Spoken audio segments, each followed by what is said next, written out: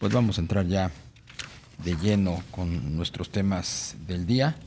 El Centro de Estudios Económicos del Sector Privado indicó que el gobierno del presidente Andrés Manuel López Obrador, como lo hizo su antecesor, contrató deuda para pagar el gasto corriente y no para la inversión de obras de infraestructura productiva.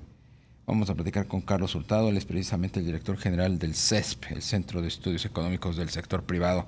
¿Cómo te va, Carlos? Muy buenas tardes. ¿Qué tal, Darío? Buenas tardes.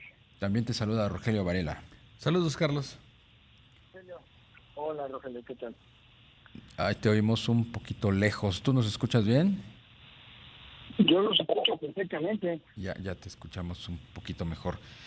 Sí, decía Carlos, ¿cómo están viendo pues la forma en que se está contratando la deuda? ¿Ustedes de plano dicen que se va para el gasto corriente? Bueno, mira, parcialmente, sí, ese es el punto. Hay una regla que se conoce, digamos, ampliamente la jerga de las finanzas públicas internacionalmente, que es la regla de oro de la deuda pública o de las finanzas públicas, que lo que dice es que en un año determinado, ¿no? Si hay un endeudamiento, es decir, un incremento de la deuda, si el país incurre en deuda nueva, ¿no? Eso debe de destinarse a la inversión, ¿no? Y que el gasto corriente debe de pagarse con los ingresos corrientes y recurrentes. Esa es, digamos, universalmente aceptada la buena práctica, y en algunas partes se le ha llamado la regla de oro, ¿no? Y el razonamiento de esto es que a la hora de dedicar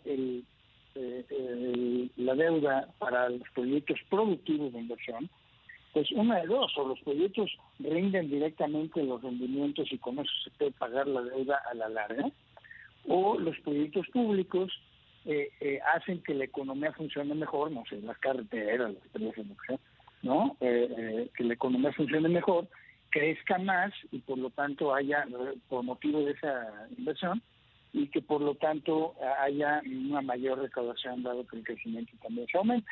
Y con esa mayor recaudación se puede pagar el servicio y eventualmente el principal de la deuda, ¿no? Digamos, esa es la teoría. Pero la condición para que eso pase, de entrada, es que la deuda sea igual, ¿no? O menor a la inversión física que hace el sector público, ¿no? Y lo que tenemos es que en este siglo, los dos primeros sexenios de este siglo, esa regla se cumplió más o menos, digo, no todo el tiempo, pero sí en los 6 años.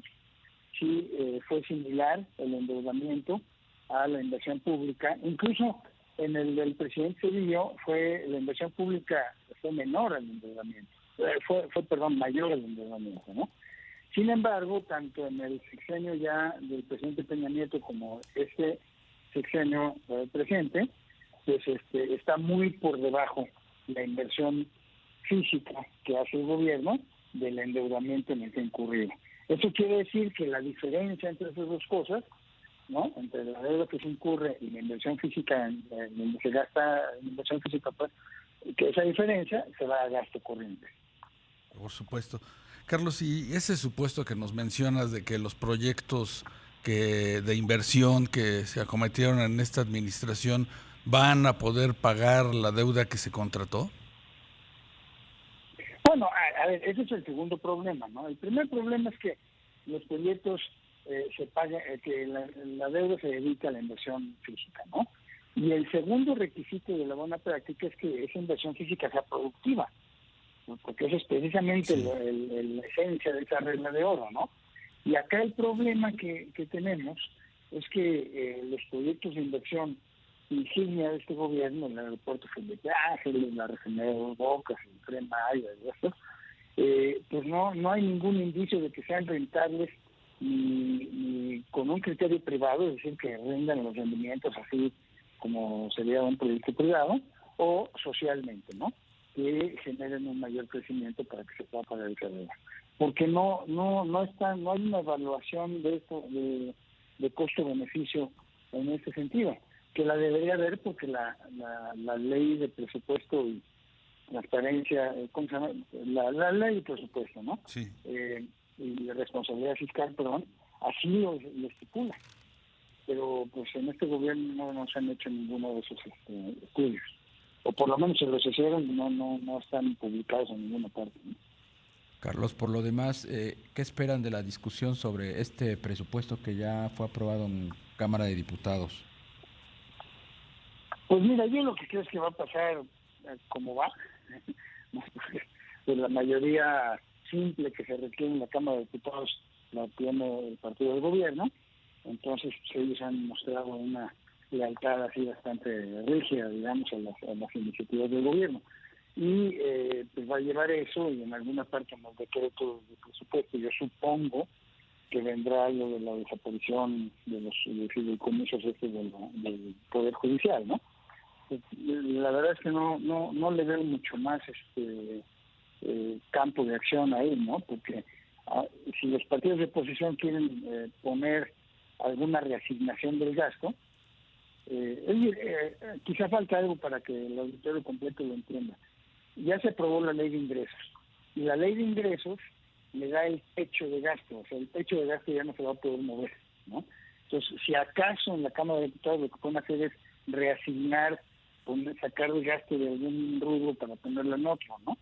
Pero pues con la mayoría de Morena en la Cámara y lo que se ha visto cómo se comportan, pues es muy difícil que haya esa resignación, me parece a mí. Carlos, el déficit que se ha autorizado, el déficit fiscal que se ha autorizado para el próximo año de 4.8% del PIB, ¿en qué medida puede complicar pues el trabajo del próximo gobierno? Yo creo que en mucha medida, porque aquí el problema es, han pasado varias cosas en este gobierno.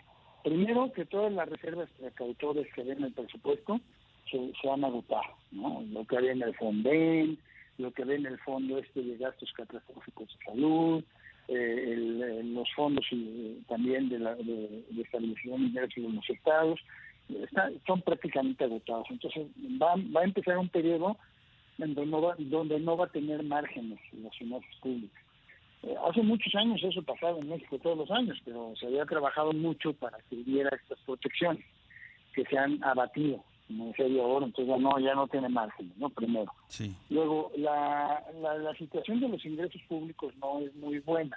En el gobierno, en general, los ingresos públicos, prácticamente todos los rubros, su tasa de crecimiento ha sido menor que la de otros gobiernos, ¿no? Pero el gasto sí ha crecido mucho. Entonces el problema del gasto público es que la mayoría del gasto público, sobre todo lo que a este gobierno le ha gustado mucho, que son los programas sociales, pues es muy difícil quitarlos, ¿no? O sea, si están recibiendo, por ejemplo, los adultos mayores o los niños, los que Benito Juárez, etcétera, es muy difícil que llegue otro gobierno, del color que sea, y diga, no, pues ya lo va a reducir en 20%, ¿no? Es muy difícil, ¿no? Que no se puede, se ha hecho en el pasado, pero es muy difícil, ¿no? Y por otro lado, pues la deuda es muy grande. La deuda pública habrá crecido, de acuerdo a las estimaciones del propio gobierno, en 60%, imagínate, de 2018 a 2024. Entonces tenemos un nivel de endeudamiento muy alto, que lo que pasa es que no se nota en el indicador que el gobierno usa, que es la deuda sobre el PIB. Porque por un motivo ahí aritmético se tarda en el tiempo en reflejarse en ese indicador, ¿no? Entonces, pero es muy, muy alto el endeudamiento, sobre todo el del 2024 es una barbaridad, son casi 2 billones de pesos, ¿no? Y con esas deudas de ese tamaño, ¿cómo jugará la propia deuda de Pemex y las pensiones para el próximo gobierno? Sí, bueno, en esos datos de la deuda pública se incluirá la de Pemex, pero ahí tienes toda la razón. El problema es que Pemex se ha convertido un poco en un barril sin fondo, ¿no? Porque su deuda es creciente, su producción está estancada. El artículo que sacó el Economist, creo que la semana pasada, ¿no? En donde decía, bueno, es la empresa más endeudada del mundo, eso es petrolera, ¿no? Eso sin duda es cierto, es un hecho. y pues como que no lleva mucho rumbo. O sea, lo que está haciendo Pemex es invertir en la línea de producción en la que pierde, que es la refinación, ¿no? Y desinvertir en la que gana, que es exploración y explotación de crudo. Entonces, pues con esas decisiones, pues es muy difícil que la empresa se salga a flote de una manera sana, ¿no? Financieramente. Pues Carlos Hurtado, director general del Centro de Estudios Uh-huh. Económicos del Sector Privado, muchísimas gracias por tu tiempo. Muchas gracias a ustedes y yo les agradezco mucho el espacio, No, hombre, para difundir gracias. estas notas que hacemos cada semana. No, son muy buenas, muy interesantes, por eso te molestamos para que nos las expliques. Muchísimas gracias, que tengas buena semana. Ninguna molestia.